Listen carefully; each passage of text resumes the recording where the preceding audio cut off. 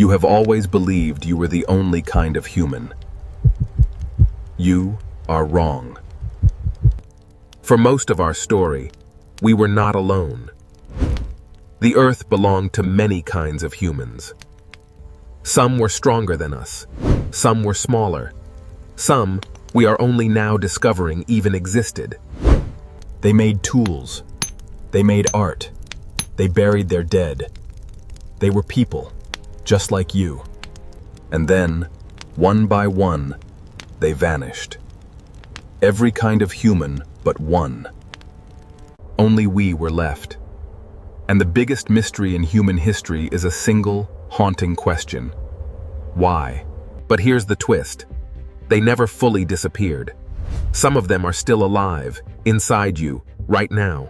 This is the story of the other humans, and how we became the last ones standing. This is Apex Curious. To understand this story, forget everything you picture when you hear the word human. Today, there is only one human species on Earth, us. And that is deeply unusual.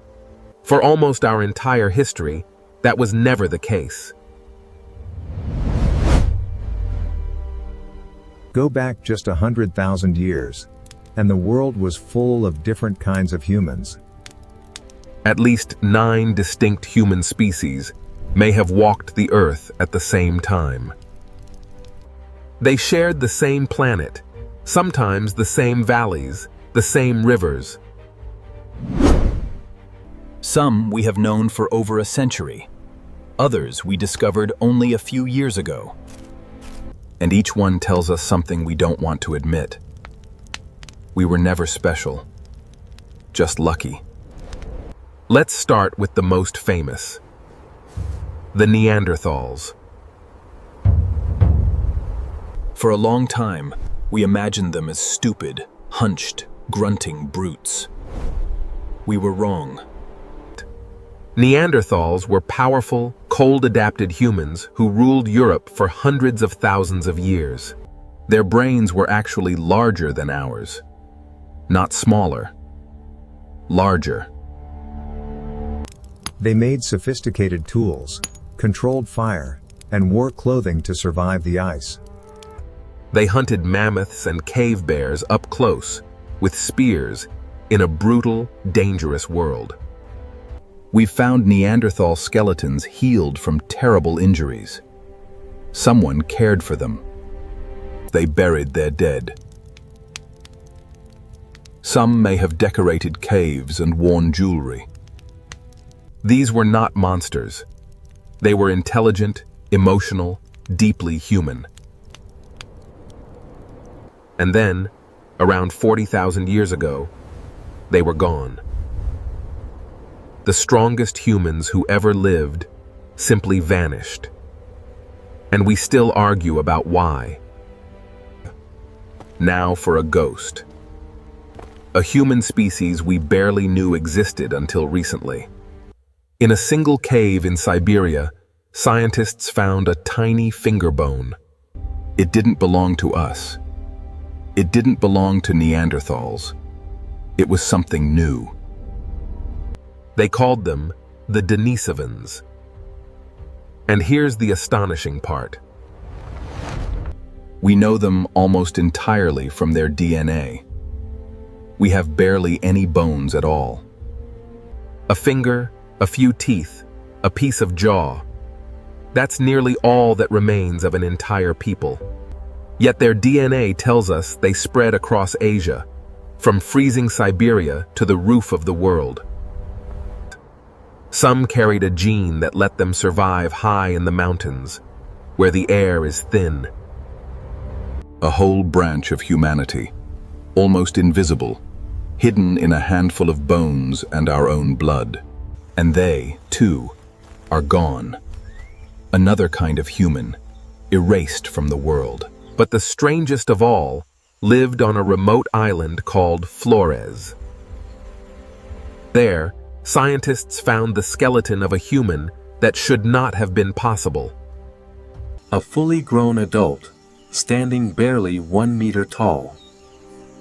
A tiny human with a brain the size of an orange, that lived recently, not millions of years ago. The world called them the Hobbits. Their real name is Homo floresiensis. Despite their small brains, they made stone tools and hunted on their island. They shared Flores with dwarf elephants and giant storks, a lost world of miniatures. And here's the eerie part. The local people had legends of small, hairy humans in the forest. Stories of tiny people that may echo a real memory of a species we only just found. They survived until around 50,000 years ago. Then they, too, disappeared. And the list keeps growing. On another island, the Philippines, we found yet another species, Homo luzonensis, discovered only in 2019. Another kind of human, another mystery. In South Africa, deep in a cave, lay Homo naledi, with a brain a third the size of ours. Yet the bones were found in a place that suggests they may have deposited their dead on purpose. Small-brained humans, possibly performing rituals we thought only we were capable of. And towering over all of them in time was Homo erectus, the great survivor. Homo erectus walked the earth for nearly 2 million years, far longer than we have. For most of history, being human meant being one of many. We are the strange exception. So what happened when our ancestors, Homo sapiens, spread out of Africa? They didn't walk into an empty world. They walked into a world already full of other humans. And when different kinds of humans meet, something very human happens. They didn't just fight. They didn't just compete.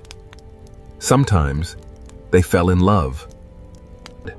We now know that our ancestors had children with Neanderthals and with Denisovans, and possibly with others we haven't even identified yet.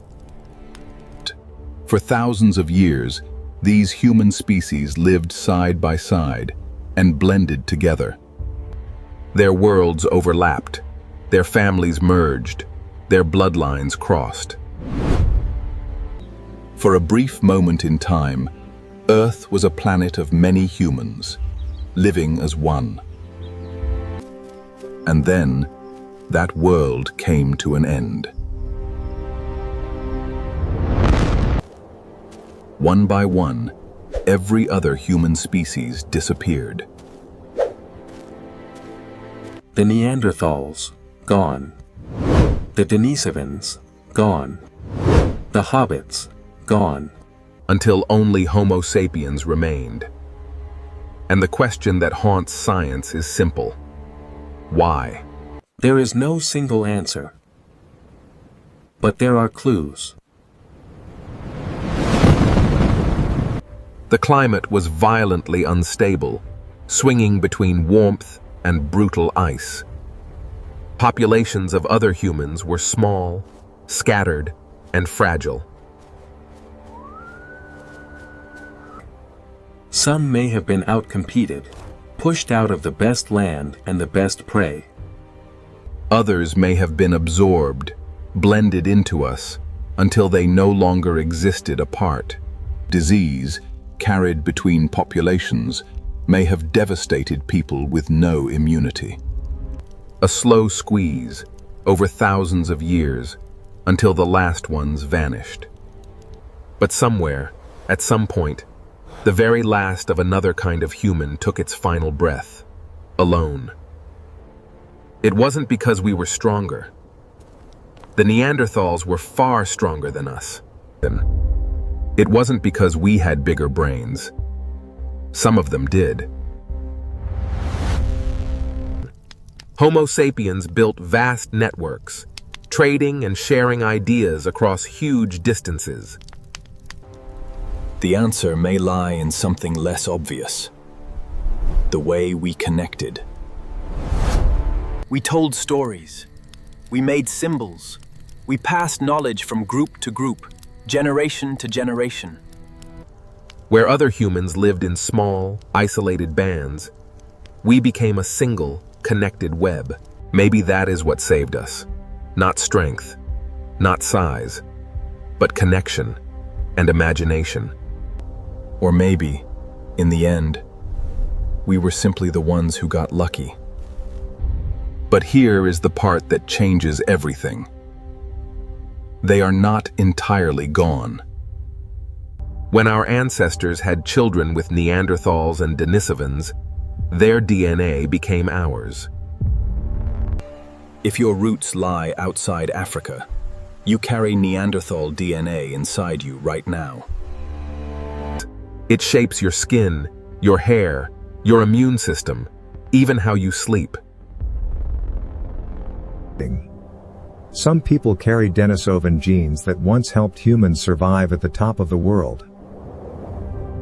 The other humans didn't just vanish. A part of them was woven into us. You are not only Homo sapiens, you are the living echo of every human who came before. The last survivor of a family that once filled the earth.